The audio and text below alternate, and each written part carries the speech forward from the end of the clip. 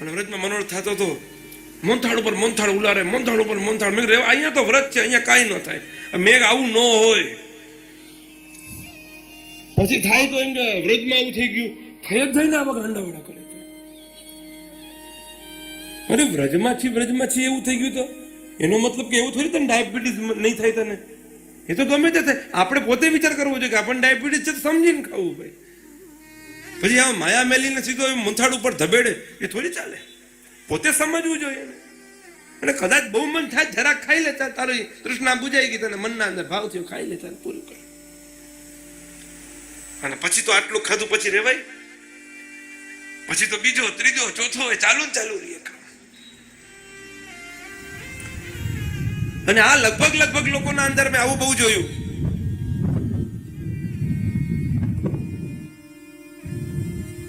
વાવાઝોડું આવી નથી ગયું ને, હતી આગાહી હતી એની.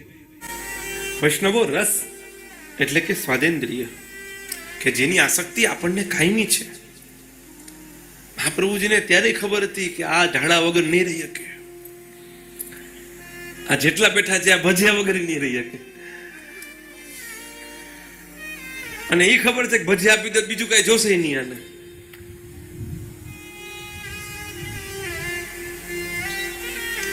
હાસ્યની વાત અલગ છે, પણ સમજણની વાત અલગ છે. બધા લોકોને કાલે કહેતો હતો કે આ બધા સેવા કરો, આ બધા સેવામાં તત્પર થઈ જાઓ. જે બની આવે પ્રભુને અંકાર કરાવીને લ્યો. જે ખાવાનું મન થાય તો એ ઠાકોરજીને અંકાર કરાવો પછી લ્યો. એમને સીધા તૂટી ન પડો. જે પણ ખાવાનું મન થાય તો પહેલા પ્રભુ માટે વિચાર કરો કે મારા પ્રભુને પણ ખાવાનું મન થતું હશે. યથા દેહે તથા દેવે, આ આપણા પુષ્ટિ માર્ગની સેવાનો પ્રકાર છે. તમને ભજીયા ભાવે તો પ્રભુને ભાવતા હશે એવું નથી. તમને મેં કીધું ને, પ્રભુ જયારે તમારા ઘરમાં પધારે ને, આપણે તો એવું કહેવાય છે કે જે જ્ઞાતિમાં જાય ને એ જ્ઞાતિ જેવા થઈ જાય. જે જ્ઞાતિમાં જાય ને પ્રભુ એ જ્ઞાતિ જેવા થઈ જાય. ઘરની રૂઢી હોય ને એ ઘરની રૂઢી પ્રભુ અપનાવી લે. હમણાં જ વાત હતી ત્યારે કીધું કે આ પુષ્ટિ માર્ગમાં ઠાકોરજીની સેવા પધરાવીએ ત્યારે વૈષ્ણવને ન સમજાવાય, ઠાકોરજીને સમજાવવો પડે કે પ્રભુ આ જેમ જ્યો રાખે, જેવી રીતે આપે, જ્યારે ઉઠાડે જાગી જાજો, જ્યારે ભોજન કરાવે ભોજન કરી લેજો, જ્યારે પોઢાડે ત્યારે પોઢી જજો. એમ પ્રભુને સમજાવવા પડે. આ પ્રભુ અમારા ઘરમાં બિરાજતા હોય તો અમારા ઘરમાં પ્રભુ 7 વાગે જાગે, 6:30 વાગે જાગે. હવે એ ઠાકોરજી કોઈ ખેડૂતના ઘરમાં જાય તો એ 4 વાગ્યામાં જગાડે, એ 4 વાગ્યામાં ઘંટનાદ કરે. ત્યારે એને સમજાવવો પડે કે ભાઈ તમે અહીંયા વહેલા જાગજો. એ ઠાકોરજી કોઈ વ્યાપારીના ઘરમાં જાય તો એના સવારે 10 વાગે જાગે, સવારે 11 વાગે જાગે. તો એ ઠાકોરજીને એમ સમજાવવો પડે કે જય કૃપાનાથ આ 11 વાગે જગાડશે આપને, આ પોઢા રહેજો, 11 વાગે જાગશે. ઠાકોર એ તમારા અનુરૂપ થઈ જાય છે. તમને જે ભાવે એને ભાવવા માંડે. તમારી જે રીત હોય એ રીત માની લે છે, તમારા પ્રીત નથી કરે. તમારી અંદર પ્રીતિના કારણે એ રીતમાં બદલાવ કરવો એને સ્વીકાર્ય છે. મૂળ સમજવાની વાત એ છે કે યથા દેહે તથા દેવે. આપણને જે વસ્તુ અનુરૂપ હોય ને, જે વસ્તુ અનુકૂળ હોય ને, એ આપણા પ્રભુને પણ ભાવતું જ હોય. કોઈ દિવસ તમે વિચાર કર્યો કે તમે જ્યારે બધા ભજીયાના થાળ ઉપર બેસી જાઓ, કે તમે જ્યારે ભણેલા ગાંઠિયામાં થાળીઓ લઈને ઊભા રહી જાઓ, ત્યારે એકવાર વિચાર કર્યો કે મારા પ્રભુની ઈચ્છા થતી હશે તો? તમે એમ ન માનતા કે ભગવાન પાસે તો ભાઈ લક્ષ્મીજીના ચરણારવિંદમાં છે, બાકી દેવી દેવતા બધા એના પાસે હાથ જોડીને ઊભા છે, એને મારા ભજીયાની શું જરૂર? એવો વિચાર ન કરતા. પ્રભુ તમારા ભજીયા માટે નથી આવતા, પ્રભુ તમારા ભજીયાના અંદર રહેલા પ્રેમ માટે આવે છે. આ વસ્તુ સમજો. તમે જે સમર્પણ ભાવથી ભગવાનને ધરો છો ને, પ્રભુને એમાં આનંદ છે. તમારા અંદર જે રહેલો ભાવ એ તમે પ્રભુને જ્યારે અભિવ્યક્ત કરો ને, ત્યારે પ્રભુને આનંદ આવે છે. ત્યારે પ્રભુ એ નાની નાની વસ્તુમાં પ્રસન્ન થઈ જાય છે. ખબર છે તમને? પદ્મનાભદાસજીનો પ્રસંગ ખરેખર આપણા બધા માટે મોટો દૃષ્ટાંત છે. પદ્મનાભદાસજી એવા ભગવદી વૈષ્ણવ થઈ ગયા કે સર્વોત્તમજીની ટીકાના અંદર ગોકુલનાથજી એમ કે કોટી મેં દુર્લભ પદ્મનાભ દાસ, કરોડોમાં દુર્લભ પદ્મનાભ દાસજી જેવા વિષ્ણુ.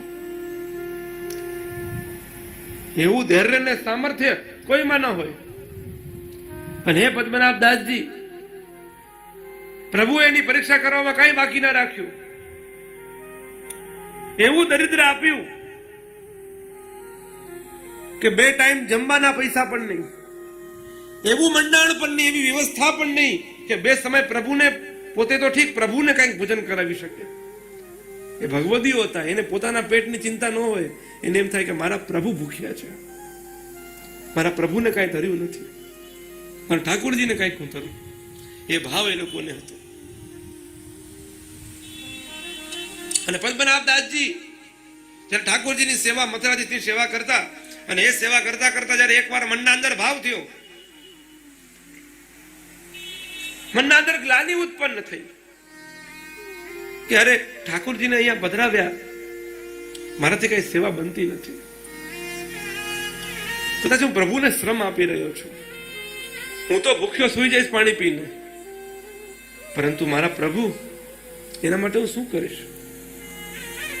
છોલાની વ્યવસ્થા આપણે જોઈએ છે, પ્રસંગના અંદર વર્ણિત છે કે પેલા છોલા એ પલાળીને અલગ અલગ કટોરીમાં એ ભાવ કરી કરીને ધરે.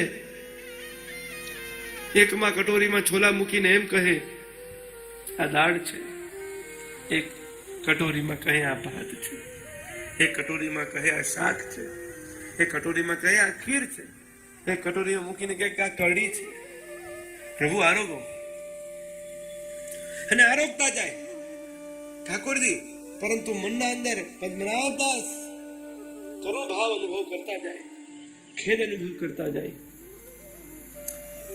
આ પ્રભુને હું સમર્પિત તો કરી રહ્યો છું, પરંતુ આ તો ખાલી છોલા છે, છતાં હું ભાવ કરું છું. ભાવ અનયાસિત પુષ્ટિમાર્ગનો પ્રકાર છે. એટલે એક એક વસ્તુના અંદર ભાવ કરી કરીને પદ્મનાભ દાસજીને સમર્પણ કરાવે છે, માફ કરજો, પ્રભુને સમર્પણ કરાવે છે. જોવાની ખૂબી એ કે પ્રભુ એ વસ્તુ એ જ સ્વાદથી આરોગે. આ પ્રભુનું ઐશ્વર્ય કે પદ્મનાભ દાસજીનું ઐશ્વર્ય. એ જ છોલાની કટોરીમાંથી પદ્મનાભ દાસજીએ કઢીનો ભાવ કર્યો હોય અને પ્રભુએ છોલા જેમ મોઢામાં મૂકે કઢીનો સ્વાદ આવવા લાગે. એ જ છોલા જ્યારે પ્રભુ એ છોલા મોઢામાં મૂકે તો એકમાં ખીરનો સ્વાદ આવવા લાગે, એ જ છોલા બાજુ મોઢામાં મૂકે તો અહીંયા દાળનો સ્વાદ આવવા લાગે. આ જ પુષ્ટિ માર્ગની વૈવિધ્યતા છે. મોટામાં મોટી સુંદરતા પુષ્ટિ માર્ગની કયો તો આ અહીંયા ભાવ જોઈએ, ઢોલ પીટવા વાળા ન જોઈએ, ડંકાની ચોટમાં સેવા કરતા લોકો ન જોઈએ. અહીંયા તો સમર્પણ ભાવ જોઈએ છે. પદ્મનાભ દાસજીના મનમાં ગ્લાનિ થઈ, ક્લેશ થયો મનના અંદર કે હું અહીંયા કઈ કરી શકતો નથી, મારા પ્રભુને કેવી રીતે હું રાખું, આમાં સેવા કેમ કરું? પ્રભુને શરમ આપી રહ્યો છું. પ્રભુને જઈને વિનંતી કરી કે જય કૃપાનાથ, આપ શ્રી વલ્લભના ઘરમાં પધારો, આપ ત્યાં બિરાજો, ત્યાં આપને નિત્ય નવીન વાનગીઓ શ્રી વલ્લભ કૃપા કરીને ધરાવશે. મારે ત્યાં તો જેવું આવી પડશે એવું આપને હું ધરીશ, જે મારી પરિસ્થિતિઓ હશે એ આપને હું સમર્પિત કરીશ. અને મથુરાધીશ કેવી સુંદર આજ્ઞા કરે કે મોકો તો તેરો દિયો રૂચત હૈ, તેરો દિયો સબ ભાવત હૈ. તું મને જે આપે છે ને એ બધી વસ્તુ મને ખૂબ પ્રસન્નતાથી હું અહંકાર કરું છું. તો આજ આપણે જયારે એમ વિચાર કરીએ ઠાકોરજીને હું શું આપું, અરે ભાઈ ઠાકોરજીને આજ આપણે દેવાનું છે. જે પદ્મનાભદાસજી આપતા, પદ્મનાભદાસજી પણ તો આપણા કરતા કઈ નહોતું, આધિભૌતિક કોઈ પદાર્થ નહોતા એમના પાસે, પણ આધ્યાત્મિક એટલા બધા ઉત્કૃષ્ટ પદાર્થો હતા એમના પાસે કે જેની કલ્પના ન કરી શકાય. આપણે આ વાત સમજવાની છે. આજે આપણા ઠાકોરજી કઈ માંગતા નથી, આપણે કઈ આપતા નથી એવું તમને લાગે છે. પ્રભુ રોજ માંગે છે, પણ આપણા કર્ણ એવા નથી કે પ્રભુનો નાદ સાંભળી શકે. આપણા નેત્રો એવા નથી કે પ્રભુ જે ઈશારાઓ કરે છે એને સમજી શકે. આપણે નેત્રો એ કર્ણો બનાવવા પડશે. યમરાજની કૃપાથી તનુ નવત્વ પ્રાપ્ત થાય ત્યારે આ બધા જ સંકેતો આપણને સમજવામાં આવવા માંડે. ધીમે ધીમે બધી વસ્તુઓ દેખાવા માંડે આપણને. એટલે એમ વિચાર કદાપી ન કરતા પ્રિયજનો કે તમે પ્રભુને શું સમર્પણ કરશો. પ્રભુને તો આપણે આપી શું શકીએ. એ તો આ સંસારના નિયમ. એને શું ઘટે? એ ઘટે તો એ જીવાત્માના અંદર રહેલો ભાવ એ પ્રભુ નિત્ય ઈચ્છતા હોય છે. એ પ્રભુ એના માટે લાલાયિત છે કે ક્યારે એ ભક્ત, એ મારો દૈવ જીવ, એ મારે શ્રીઅંગની સૃષ્ટિ જે ગોલોક ધામમાંથી ઉત્પન્ન થયા એ મારે પાછા જોઈએ છે. એ પાછા સેવામાં તત્પર જોઈએ છે. જે કોઈ અપરાધના કારણે આ ભૂમંડળ ઉપર પાછા પડી ગયા, એને પાછા છે આચાર્યની કાનીથી કે વલ્લભકુલની કાનીથી એ પાછા એ સેવામાં તત્પર થઈ જાય અને પાછા મને જે એની સેવા એને હતી એ સેવા પાછી પુનર્જાગૃત કરી લઈએ, એને સ્મૃતિમાં લાવી લઈએ અને પાછી પોતે સેવામાં તત્પર થઈ જાય. આજ પુષ્ટિ માર્ગની રીત છે. એટલે મેં તમને કહ્યું કે તમને કોઈ ખાવાની ઈચ્છા થાય તો એ ખાવાની ઈચ્છા એમ માનો કે અહીંયા પ્રભુને પણ થઈ રહી છે.